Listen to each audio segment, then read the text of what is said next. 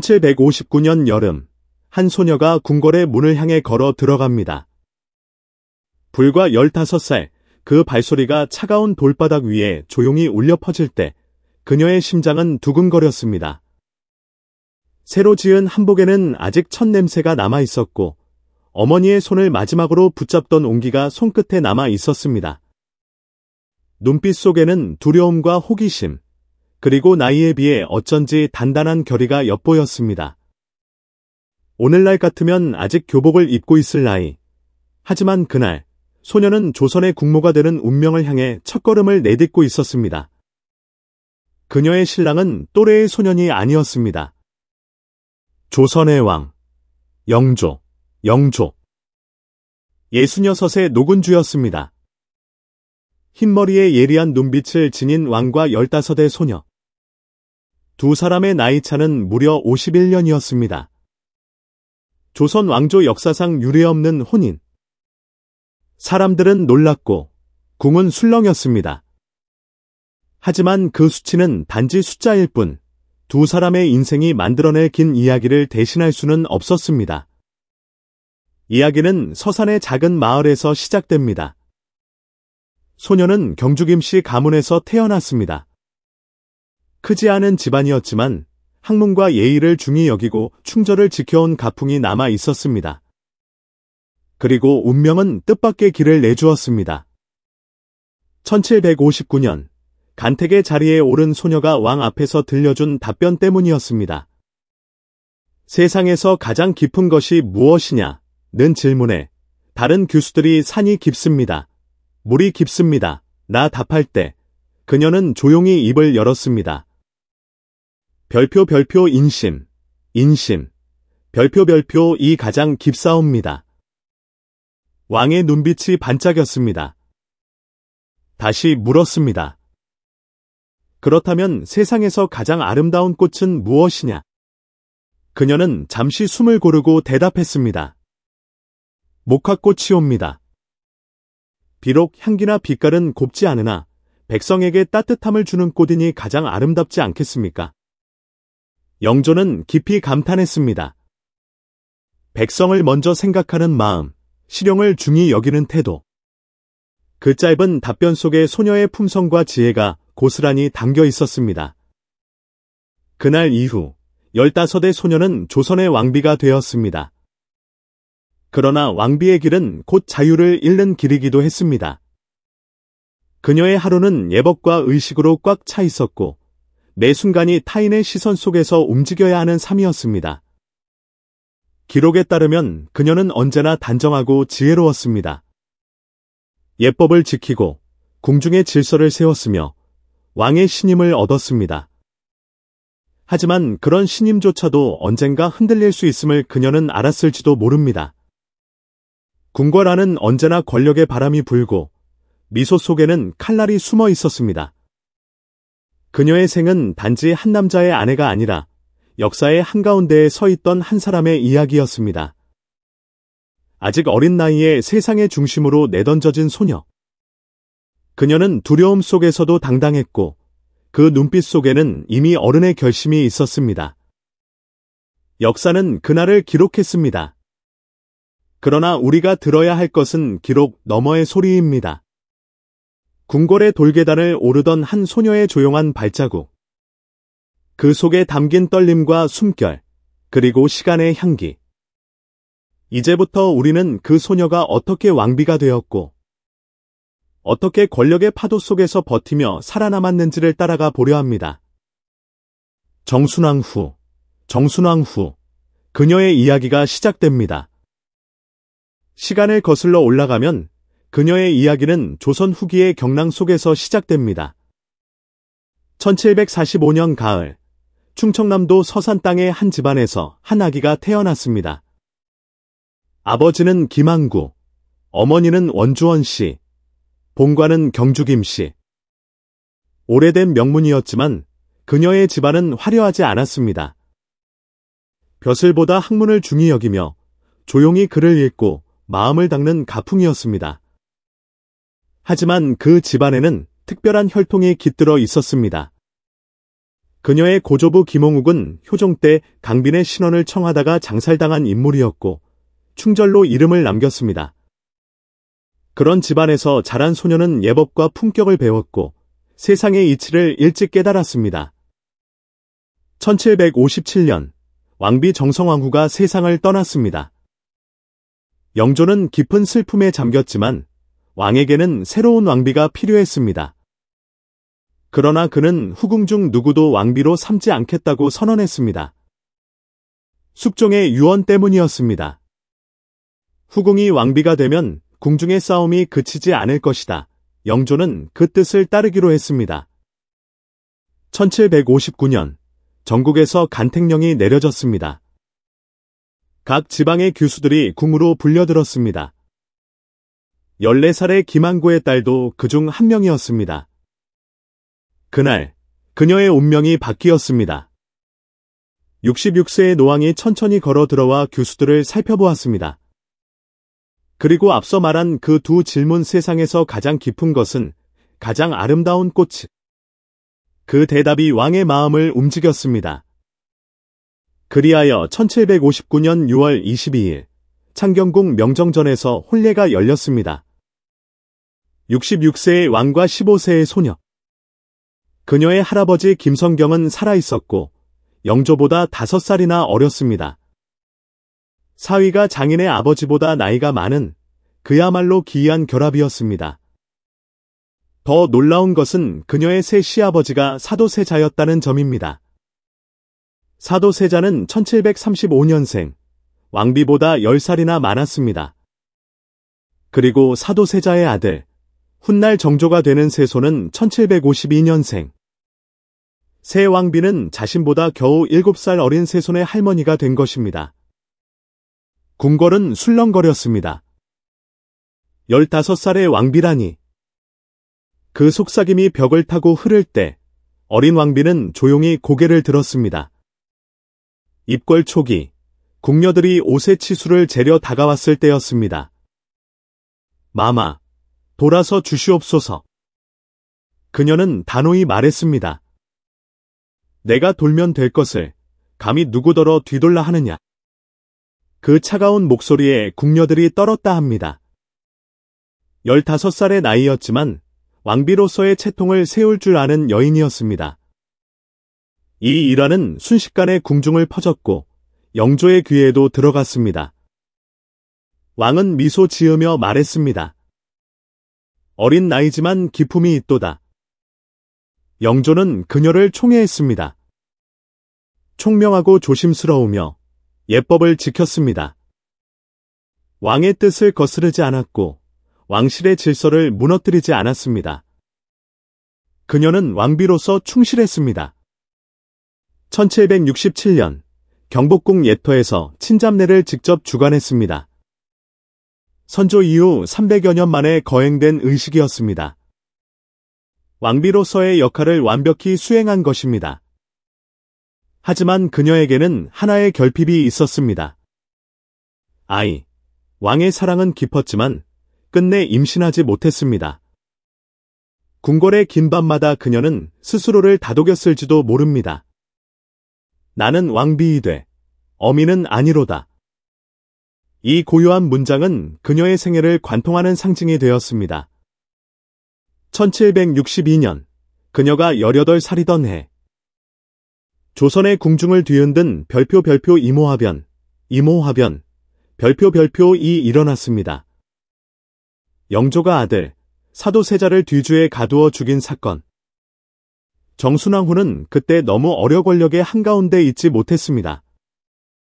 후대 사람들은 종종 그녀가 사도세자를 모함했다고 말하지만 그것은 사실이 아닙니다. 그녀는 단지 지켜볼 수밖에 없었습니다.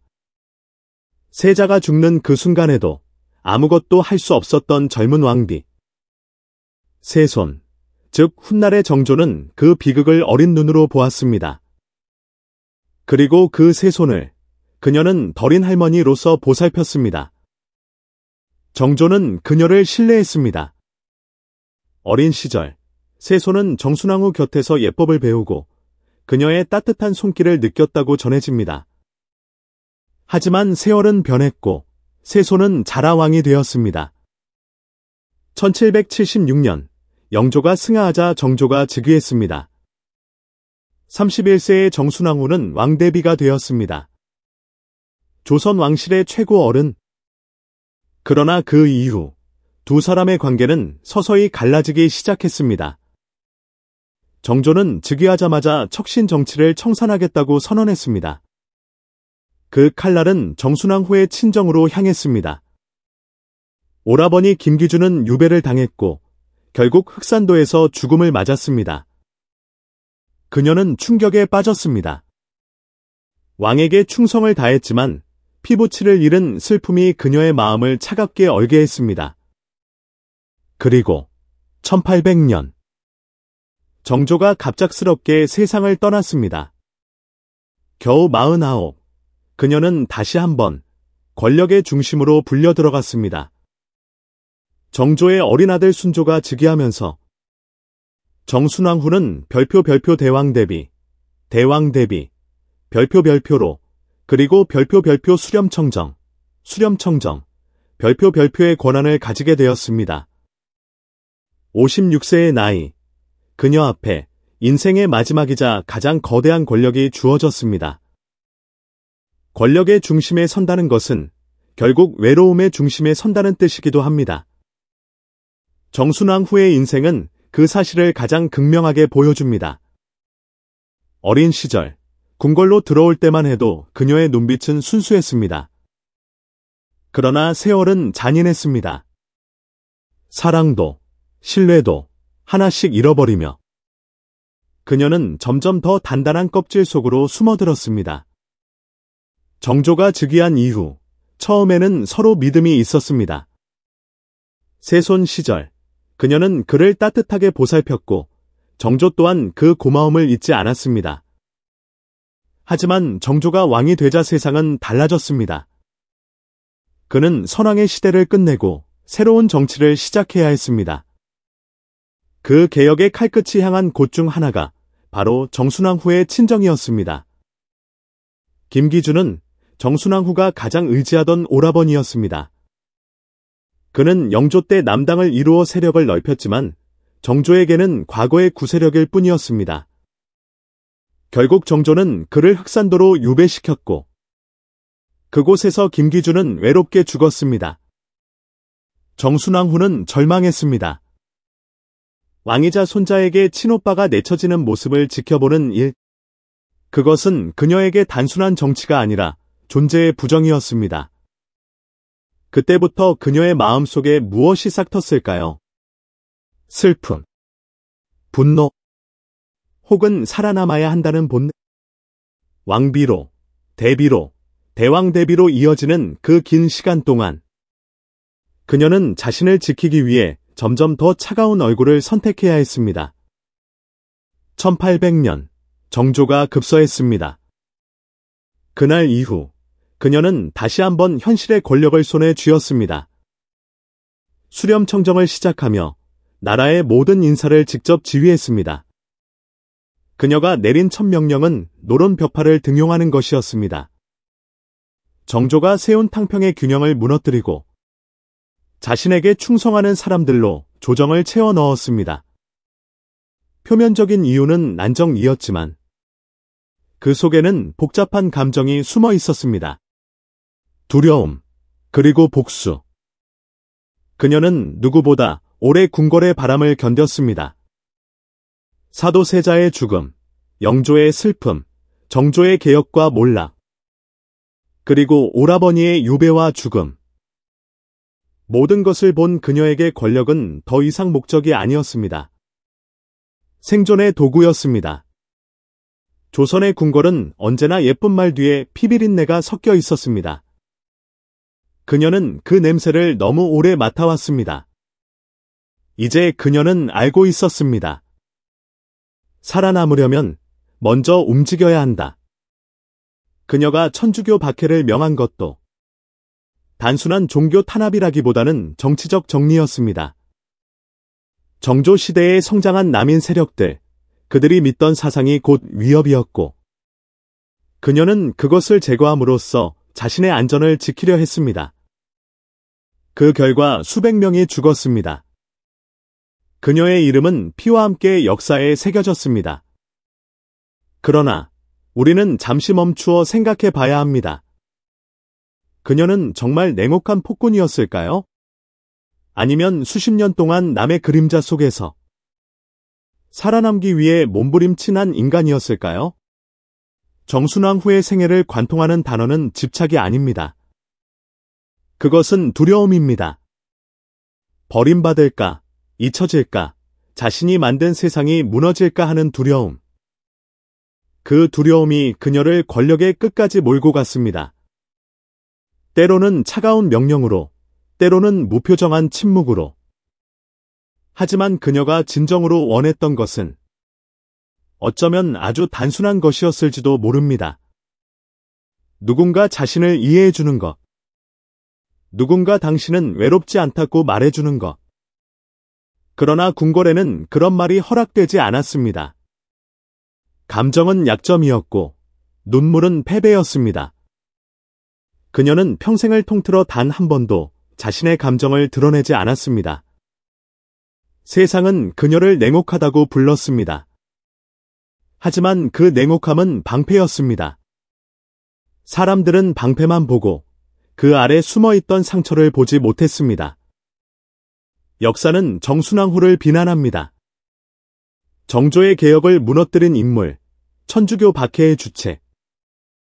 그러나 만약 그녀가 아무것도 하지 않았다면 그녀는 단지 역사의 조연으로 사라졌을 것입니다. 그녀는 스스로를 지키려 했습니다. 그것이 옳았는지, 그르렀는지는 오늘을 사는 우리가 쉽게 판단할 수 없습니다. 다만 확실한 것은 하나, 그녀는 권력의 중심에서 인간의 한계를 보여주었다는 것입니다. 그 한계는 우리 안에도 있습니다. 살아남기 위해 때로는 사랑을 버리고 두려움을 감추기 위해 냉정을 가장합니다. 정순왕 후의 인생은 그렇게 우리 마음속의 거울이 됩니다. 이제 그녀의 이야기는 궁궐을 넘어 우리의 현실로 이어집니다. 오늘날을 사는 우리는 어떤 선택을 하고 있을까요? 다음 장에서 그녀의 생존과 집착이 어떻게 현대의 우리 삶과 맞닿아 있는지 이야기해 보겠습니다. 시간이 흘러 우리는 더 이상 조선의 궁궐에 살지 않습니다. 하지만 정순왕 후의 이야기는 여전히 우리 마음속 어딘가를 건드립니다. 왜일까요? 그녀가 겪었던 두려움과 집착, 그리고 살아남기 위한 선택이 결국 오늘을 사는 우리의 이야기와 닮아 있기 때문입니다. 정순왕 후는 권력의 최정상에 있었지만 그 속에서도 늘 불안했습니다. 언제 자신이 버려질지, 언제 자신이 잊힐지 알 수 없었기 때문입니다. 그래서 그녀는 권력을 움켜쥐었습니다. 무너지는 순간 자신이 존재하지 않게 될 것 같았기 때문입니다. 우리도 그렇지 않나요? 누군가의 인정을 잃을까 두려워. 직장에서, 관계에서, 가정 안에서도 끊임없이 자신을 증명하려 합니다. 조용히 쉬고 싶으면서도 남보다 앞서야 한다는 압박감 속에 스스로를 몰아넣습니다. 그 마음의 뿌리에는 살아남고 싶다는 본능이 있습니다. 정순왕 후가 품었던 그 두려움이 지금 우리 안에도 흐르고 있는 것입니다. 역사는 언제나 거울입니다. 그녀의 권력은 한 시대를 지배했지만 그 끝은 외로움이었습니다. 사람들은 그녀를 두려워했지만 아무도 그녀를 이해하지 않았습니다. 그 외로움이 권력을 더욱 단단히 쥐게 했고 그 단단함이 또 다른 고립을 낳았습니다. 현대의 우리는 권력 대신 성공이라는 이름의 왕자를 쫓습니다. 돈, 명예, 지위, 팔로워 수. 그것들이 우리를 안전하게 만들어줄 것 같지만 결국 그 속에서도 우리는 여전히 불안합니다. 남이 나를 잊을까? 나의 자리를 빼앗을까? 내 노력이 무의미해질까 하는 두려움.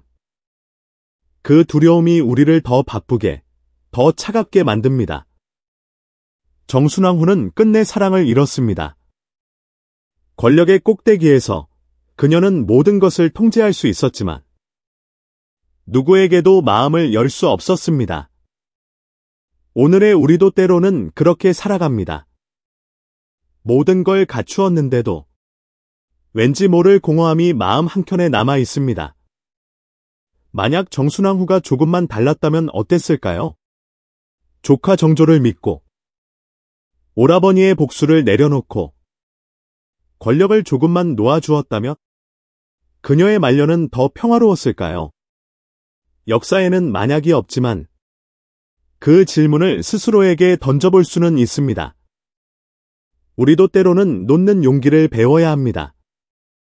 붙잡는 것보다 더 어려운 일이지만 그 안에서 진짜 자유가 시작됩니다. 정순왕후는 평생을 붙잡았지만 결국 그녀가 얻은 것은 고독뿐이었습니다. 반면 정조는 복수를 선택하지 않고 용서를 택했습니다. 그의 마음에는 왕의 의무뿐 아니라 인간의 연민이 있었습니다. 역사는 늘 선택의 기록입니다. 그리고 그 선택은 시대를 넘어 오늘의 우리에게 묻습니다. 당신은 무엇을 위해 살고 있습니까? 명예입니까? 안전입니까? 아니면 진심입니까? 정순왕후의 삶을 통해 우리가 배우는 것은 권력보다 중요한 것은 마음의 평화라는 사실입니다. 모든 것을 가졌지만 마음이 불안하다면 그것은 진정한 행복이 아닙니다. 어쩌면 우리는 그녀를 통해 스스로의 그림자를 보고 있는지도 모릅니다. 살아남기 위해 차가워졌던 그 마음, 사랑받기 위해 강해져야 했던 그 순간, 그녀는 단지 옛날 사람이 아니라 오늘의 우리 안에 여전히 살아있는 또 하나의 나입니다. 다음 마지막 장에서는 그녀가 남긴 흔적과 역사 속의 의미, 그리고 오늘 우리에게 건네는 조용한 메시지를 함께 되짚어보려 합니다. 조선의 긴 역사를 따라 걷다 보면 정순왕후의 이름은 언제나 논란 속에 등장합니다. 누군가는 그녀를 냉혹한 권력자라 부르고 또 다른 이는 시대가 만든 생존자라 부릅니다. 하지만 그 어떤 평가로도 한 인간의 모든 이야기를 담아낼 수는 없습니다. 그녀의 삶은 모순으로 가득했습니다. 사랑 없는 혼인 속에서 왕비가 되었고 아들을 잃은 왕의 곁에서 평생을 보냈습니다. 권력을 쥐었지만 그 권력 때문에 가장 사랑했던 사람들을 잃었습니다. 그녀는 조선의 국모였지만 동시에 조선의 가장 고독한 여인이었습니다. 정조가 세상을 떠난 뒤 그녀는 다시 한번 궁궐의 가장 높은 자리에 섰습니다. 수렴청정을 하며 조정을 다스렸지만 그것은 결코 영광의 자리만은 아니었습니다. 그녀가 내린 수많은 결정들은 역사 속에서 피로 기록되었습니다. 하지만 그 선택들 뒤에는 살아남고자 하는 한 인간의 절박한 마음이 숨어 있었습니다. 1805년 정순왕후는 창덕궁 경복전에서 조용히 눈을 감았습니다. 61살. 세상을 떠난 그녀의 시신은 영조가 잠든 원릉으로 옮겨졌습니다. 51년의 나이 차이로 만나 마침내 같은 무덤 속에 나란히 누운 두 사람. 그녀가 15살 소녀로 궁에 들어온 날로부터 46년이 흐른 뒤였습니다. 그녀는 죽어서도 왕비였습니다. 하지만 그 긴 세월 동안 그녀의 마음은 과연 편안했을까요? 그녀가 간택장에서 말했던 한 문장. 인심이 가장 깊사옵니다. 그 말은 마치 예언처럼 그녀의 삶 전체를 비추었습니다. 사람의 마음은 가장 깊고 동시에 가장 알 수 없는 것이었습니다. 그녀는 평생 그 깊이를 헤아리려 했지만 결국 그 마음의 바다에서 길을 잃고 말았습니다. 세월이 지나 우리는 그녀를 역사의 인물로 바라봅니다. 그러나 그 안에는 지금의 우리와 다르지 않은 감정이 숨어 있습니다. 사랑, 두려움, 욕망, 그리고 후회. 정순왕후는 완벽한 인물이 아니었습니다. 그녀는 단지 자신이 할 수 있는 방식으로 살아남으려 애쓴 한 사람에 불과했습니다. 그녀의 생애는 우리에게 묻습니다. 당신은 무엇을 위해 살아가고 있습니까? 지위입니까? 명예입니까? 아니면 누군가의 마음입니까? 정순왕후의 선택은 역사를 바꾸었지만 그 결과는 그녀를 행복하게 만들지 못했습니다. 우리 역시 하루하루 선택을 합니다. 그 선택이 때로는 우리를 높이 올리고 때로는 조용히 무너뜨립니다. 하지만 기억해야 할 것은 권력보다 오래 남는 것은 진심이라는 것입니다. 오늘 우리가 그녀의 이야기를 다시 듣는 이유는 그녀를 용서하거나 비난하기 위해서가 아닙니다. 그녀의 삶에서 사람이란 무엇인지, 살아간다는 것이 무엇인지를 배우기 위해서입니다. 창덕궁의 오래된 돌계단 위를 걷다 보면 바람 사이로 들리는 듯한 한마디가 있습니다. 인심이 가장 깊사옵니다. 그 짧은 문장 속에는 한 여인의 전생애가 담겨 있습니다. 오늘의 이야기가 당신의 마음 속에도 작은 울림으로 남기를 바랍니다. 과거의 그림자 속에서 우리는 오늘을 더 깊이 이해하게 됩니다. 그리고 그 이해가 당신의 삶을 조금 더 따뜻하게 비춰주기를 바랍니다. 정순왕후, 조선의 마지막 왕비 중 한 사람, 그리고 한 시대의 상처를 품은 여인.